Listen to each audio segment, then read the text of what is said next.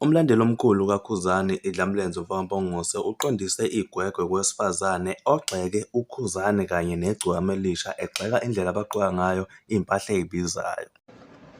Bafowethu ngeke dadewethu hayi dadewethu cha ngumfana oyihloniphelayo impela ngiyavuma angideleli futhi akekho ngisho noyedwa la TikTok sengakhala ethi mhlawumbe mina ngeke ngamthuka noma mhlawumbe ngamdelela ngakhuluma ukuthanda kwami, kodwa-ke nje ingane yakwethu umona asoke siwuthathe siwubeke eceleni, nika abantu benze izinto abay'thanda ngey'mali zabo bakithi.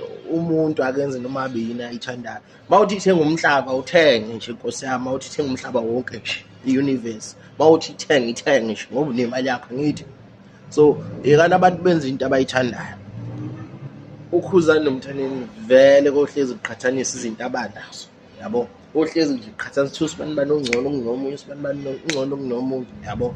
So le ndaba yama-jacket angazi ukuthi uhlanganaphi nje ngempela, ngoba usubhizi ukuthi i-jacket ka-23,000 kwasha kwacima uyithengile uKhuzani, ithenge nemali yakhe. Futhi-ke enye into kufanele ngiyicacise, ukancane ngeke ubone uKhuzani noma uMthandeni beshutha izinto abanazo, beshutha ama-price bawafaka la ku-social media. Ithina abalandeli same siyo-check-a izinto lapha online, check ukuthi into ibiza malini bese siyafika sizoqhathanisa ama-price.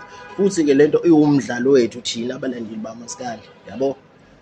Iwumdlalo wethu nje, iy'nqole ziyayazi yonke leyo nto, abathandi bamaskandi bayayazi yonke leyo nto, yabo. Into ekhona vele ikakhulukazi uKhuzani noMthandeni, iyona into vele siyenza nje singabalandeli ukuthi siyaqhathanisa ukuthi usibani bani ungcono kunomunye, yabo.